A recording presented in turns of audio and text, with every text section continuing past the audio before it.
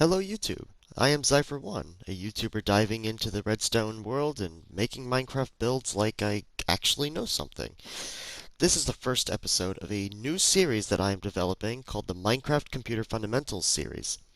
I said that wrong, but that's the name. And in this series, we'll go through and learn the basics and the advanced things about computers and how they work and how we can build them in Minecraft. Now, you're probably watching this video either because I linked it on Reddit, linked it to you as a friend, or because you want to learn about redstone computers. Or if you're learning about how real computers, at the end of this series, you will know how those work too.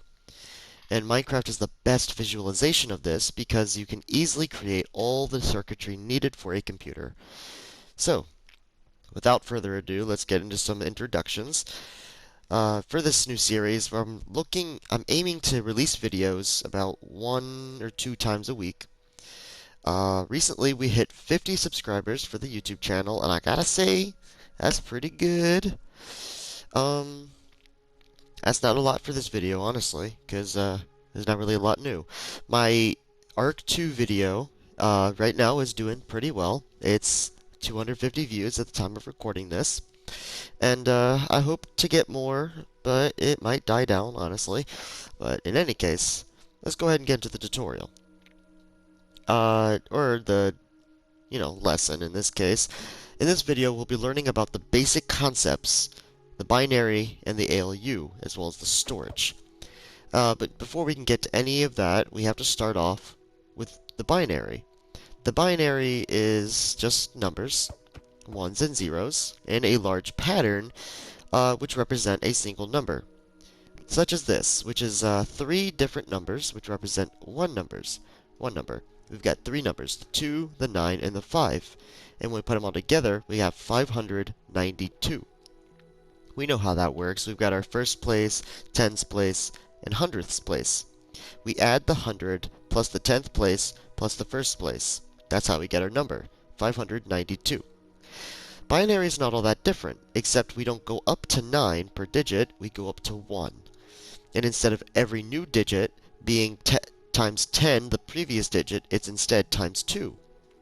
This is our first bit. This is our second bit. All of these individual digits are bits, and as a whole, they make a byte. That's just computer terminology, folks. I'm not hungry or anything. But in any case, this is our first bit. And 0 in binary is a value of its own. But in this situation, we have a 1. We have 1s and 0s only because computers can only read the on and off states of electrical lines, same as redstone computers with their ons and offs. In this situation, we have a 1, which represents 1. It is in the first bit of the binary number, therefore it represents 1. The next bit multiplies 1 by 2. Not the value 1 here, but the first place by 2. This is the first place, second place, third place, and fourth place. But we multiply each place by its previous value. So in this case, this is 1. The next value is 1 times 2, which equals 2. This is the second place. But in this case, that place is off. Therefore, we do not add to the final number. The next place is the second place times 2, which equals 4. And the fourth place is 1, which means we add 4 to the final value. Because every time we multiply the previous place by 2, that becomes the value that is added when the place is 1. I don't know how much sense that makes, but it's the best I can explain it. It's kind of a mouthful. So we have 1, 0, 1, 0, which is the first place, not the second place, but the third place, which in this case I'm probably going to start referring to it as the fourth place, and the next one, which is 4 times 2, which is 8, the 8th place. 1, 0, 1, 0 is the first place plus the fourth place, 5. Our value is 5, which is not the same as that one like the other representation is, but that's the binary value. And from now on the video, I will represent these binary values with redstone. They're just lamps, and when the lamp is on, it's 1. When it's off, it's 0. Pretty simple. Um, if you guys have trouble seeing it, I apologize. Working on a better way of recording this video. So, that's binary. That took a while, but let's go on and get into math. Math in binary is very different than math in real life. 6 plus 4, for example, is 10. We know that. It just simply adds 6 and then adds 4. Put them together, you get 10. We kind of get that. I said it already. But binary, it gets weird, which is why I gotta clarify. We have individual bits, and in this situation, this is 6, and this is 4, because it's the 4th bit plus the 2nd bit, which is 6 in total, and this is the 4th bit plus no other bits, which is 4. 6 and 4. So the question becomes, how do we add these assortments of ons and offs? Which is actually pretty simple. It's got a pretty basic rule. Actually, pretty simple to our rule in regular numbers. The rule is simply, if both bits are off, the output is off. If one bit is on and the other is off, the output is on. If both bits are on, the output is off. This is because we cannot have anything greater than on, so that greater than gets sent to the next bit, which becomes a 1. Now in the case if these were both on as well, or if even one of these were on, that would continue going, but we don't need to go into that right now. So basically, if they're both off, output's off. If one's on, the output's on. If both are on, the output's off, and the on is carried. That's how addition works. And that's the ALU function of the computer. It just basically modifies the information such as this. The next basic concept is storage. We have another representation of the ALU, the two inputs, and the output. The storage is basically just a storage of values. It's very simple. It's just, imagine having a box and you just put all your cards in there, and then when you want to take out a card, you just pick a part of the box where you have the card and use it. Or you can think about it as toys. I don't really know how old the viewer audience is, but here we are. Here's our storage. I've got 4 bytes of storage. And my idea is I want to take the first 2 bytes, add them together, and take the output and store it back. We'll take the first byte of data, which is 1 plus 2, which is 3. We're going to put it into the ALU, 3. The next byte we'll also put into the ALU, 1, 2, 4. 4 plus 2 is 6, same as before. So this is 6. So we've taken these 2 bytes of data and we put it into the 2 inputs of the ALU. We add them together. These 2 are off. One's off, the other's on, so we have a 1. These 2 are on, so we send it to the next one, but this is on too, so we send this to the next one. And that is 3 plus 6, which is 9. And we see it's 9 because it's 1 plus 8, 9. Now we could take this value and send it back into storage. We'll send it into the 3rd bit, 8, 9, 9. And that's the storage. It's just you store your values in here and you bring them out when you need them. That's how RAM works, and it's the same as cache. So this is pretty simple. If you guys are having trouble understanding, and if my video is not doing a great job at teaching you guys, go ahead and look up other videos. I recommend Noobmaster. I think he's the one. He's got really good videos. And if you guys are understanding, and congratulations. I'm not going to say anything bad about people who don't, because this is a pretty advanced thing when you're new to computers. So let's just make all of that look basic and come to this. Now still, this is probably easy to get your mind around even if you're new to computers, because when you look at the builds that people have done, you see things that are 500 times this size.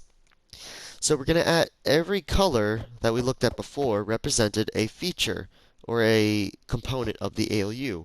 Yellow represents the ALU, which is arithmetic logic unit, or the math of the computer. Gray represents the storage, and the blue represents the busing, which is the transferring of data, or these combinations of ons and offs to other parts of the computer. Well, here our new component is white, and this color is going to represent the user interface. We have an input where we can take our values, what we want, put it in, and then it'll be sent throughout the computer as the computer requests. And we also have an output where the computer will take whatever output, send it here, and we will see it. The user interface hooks up to the ALU using the busing connects to the ALU and the storage. Although not generally directly to the ALU, but we'll get into that in later videos. The storage connects to the ALU, sending inputs into the ALU, as well as the output going into the storage. And the storage also can output to the output of the user interface. So, knowing this, I want to do an addition problem. I want to do another, again, 4 plus 2. Is that right? 6 plus 4. I'm so sorry about that. But I only have one input. So what do? Let's start off with 6. This is the first value of our addition program. The computer asks for the first number. So it takes this first number that we've input, 6, and sends it using the main bus into storage. 6. Now it has it, but it only has 50% of the information needed to perform the math. We go back to the ALU. The computer, after saving it, will request the next byte of data, in this case, 4. After it's got 4, it can send that data to RAM and store it. Once the value is stored, it no longer needs input from the user interface. So now, it can use this information and modify it. We'll be sending 4 and 2 into the ALU. 6, oh my god, 6 and 4. I'm an idiot. So, here's our values from before, and if we do the math the same, off is off, off is 1, on is 1 but carried, and there we go. Our addition is done. But now we have a value, and we're probably going to do the same thing as before and send it into storage. Now we have the output stored. We no longer need to read from the storage for the ALU, and so the ALU no longer has an output. But the values are still stored, which is incredible. So now that we have our output value from the ALU stored into RAM, what can we do with it? Well, since the program was just an addition program, we can send this output all the way out and read it into here. And what we're looking at is 10 being displayed after 4 plus 6 were added. So, that is a very, very basic use of a computer, an addition program, where the input from the user interface, or U, goes through, stored twice, modified that information, the information after modified or added together, stored back into storage, which can either be done whatever with in the ALU or sent back to the user interface. I could have explained that better, but it is, I'm new to teaching. So in any case, this is the basics, the bare minimum of a computer. In the next video, we will get into more advanced features, including actually building with redstone, where we'll do like AND gates, OR gates, XOR gates, and basically words that you're fearing right now because you thought that this video was complicated enough. In any case, thank you for watching, and stick around for the next video.